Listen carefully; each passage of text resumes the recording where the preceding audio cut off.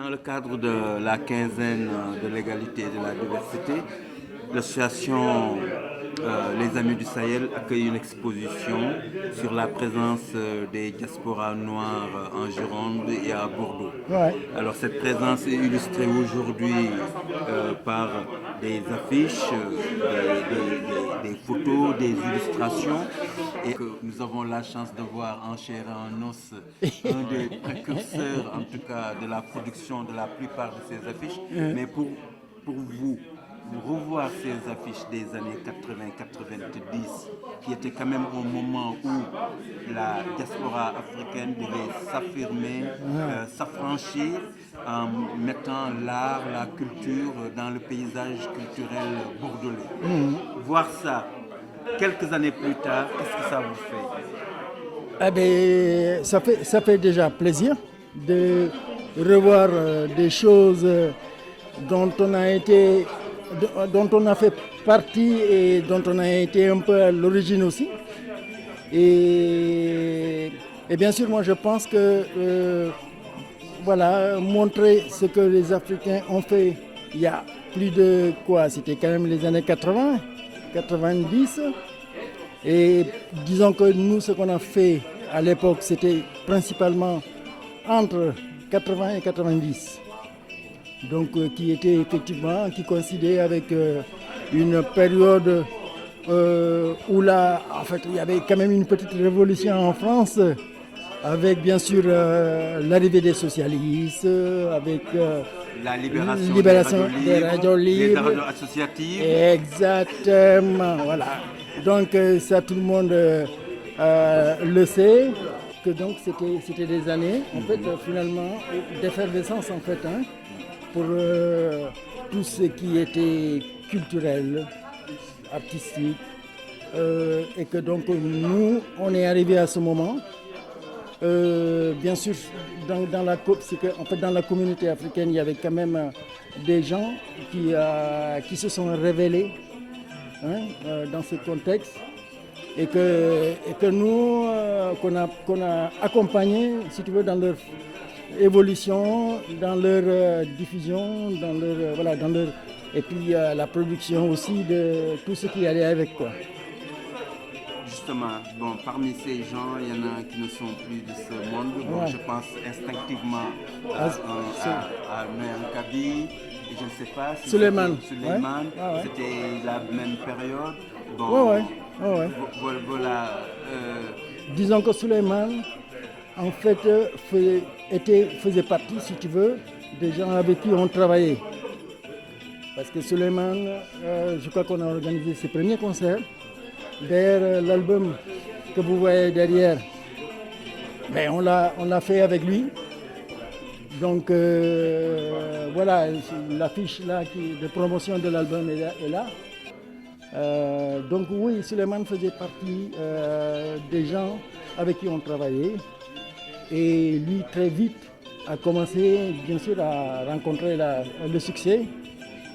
Et je crois que, en fait, ce qui expliquait ça aussi, c'est que cette période, c'était, disons, la période quand même où le reggae frappait très fort, en fait. Et Suleiman est arrivé avec son originalité dans le reggae, parce qu'il chantait dans sa langue, et avec quand même des arrangements quand même très au point, en fait, qui vraiment correspondaient à la musique, à sa musique natale, en fait, donc qui est des îles du Saloum, en fait. Voilà, donc je pense que tout de suite, très vite, hein, Suleiman non seulement a eu du succès à Bordeaux, mais au niveau national et jusqu'au Sénégal, où on l'entendait dans les radios et tout, parce que ce qu'il faisait, c'était très original, du reggae serrère quand même. Hein.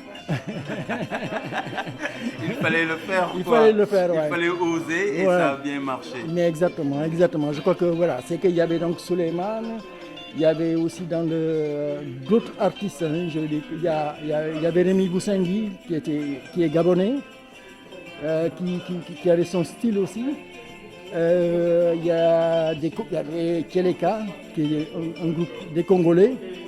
Donc il y a eu aussi un Burkinabé, Tijan, lui qui était vraiment professionnel, quoi. Hein, je veux Alors, dire, ouais. durant cette période-là, est-ce que vous pensez que vous aviez pu contribuer à faire bouger un peu le curseur de la représentation sur la culture des Noirs à Bordeaux? Ah ben oui, je pense oui. Moi je crois que en fait ce qu'on a fait dans les années 80 quand même, c'était très très nouveau. En tout cas par rapport aux communautés noires, particulièrement africaines. Parce que avant 80, on ne voyait pas beaucoup les Africains ni les Noirs ben voilà quoi, s'afficher comme ça a pu se faire après quoi en fait. En fait moi je dis toujours en rigolant que finalement quand on voit avec ce qui s'est passé avec le tram, parce que le tram a permis quand même qu'on voie les minorités, particulièrement les minorités africaines, dans la ville. Voilà. Parce que c'était des minorités cloisonnées, chacun dans son coin. Et la mobilité a permis effectivement aux Bordelais de se rendre compte qu'il y avait d'autres gens aussi qui vivaient avec eux.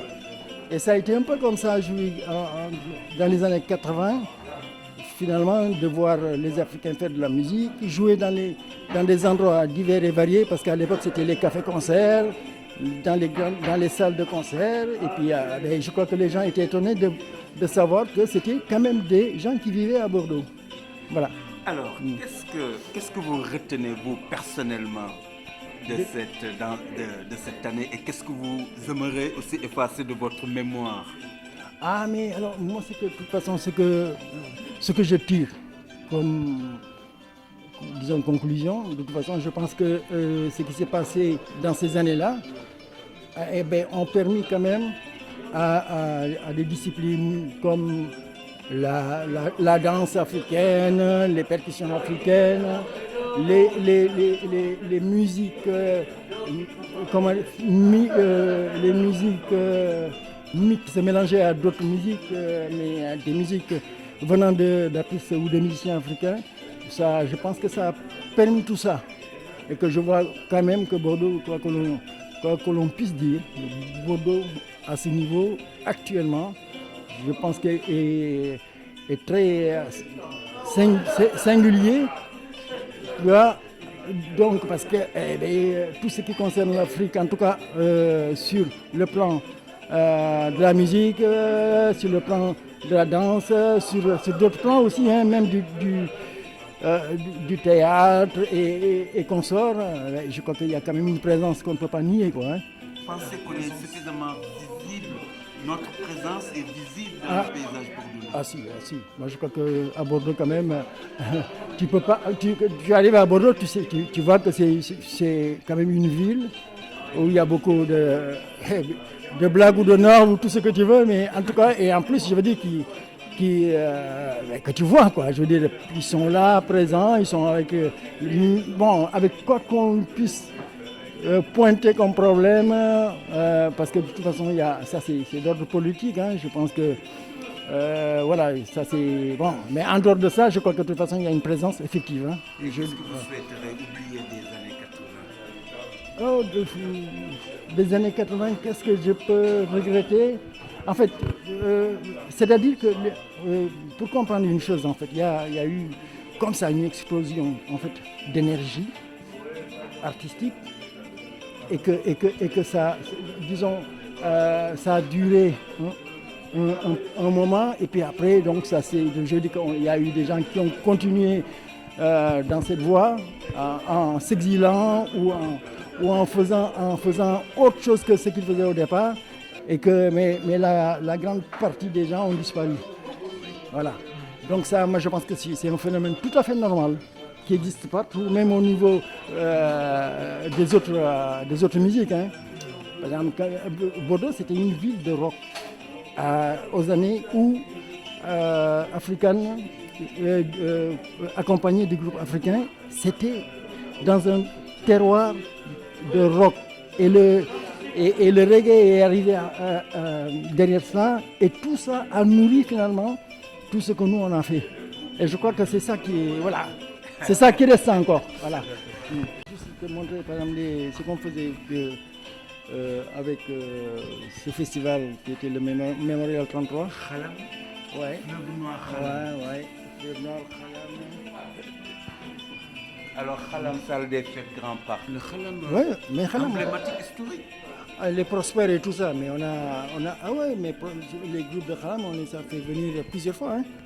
Ah non, mais Khalam, je crois qu'ils sont venus pendant 3 fois de suite. Hein. Et puis on avait fini par avoir des relations même très intimes avec, surtout avec Prosper.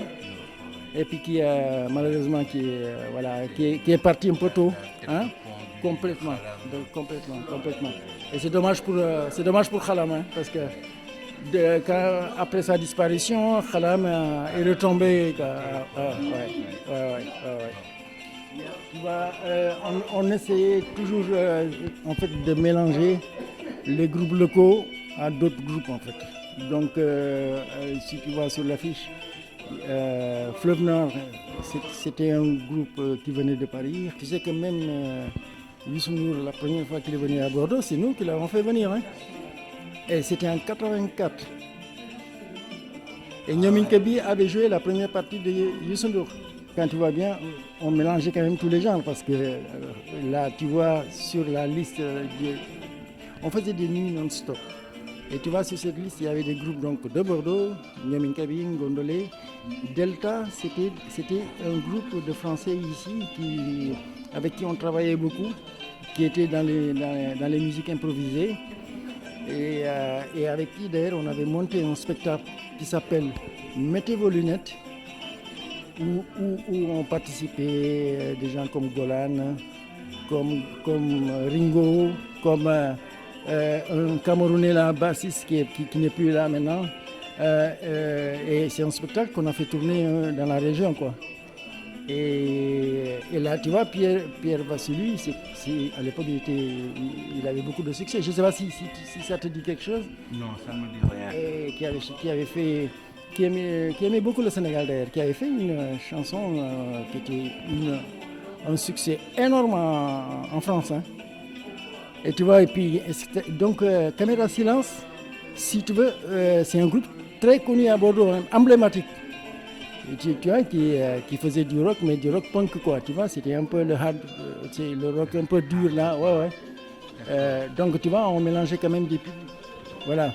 Et tout ça, c'était dans l'optique, finalement, de faire découvrir les groupes locaux aux autres publics, en fait. Public du rock, public du jazz, public de la chanson française, quoi.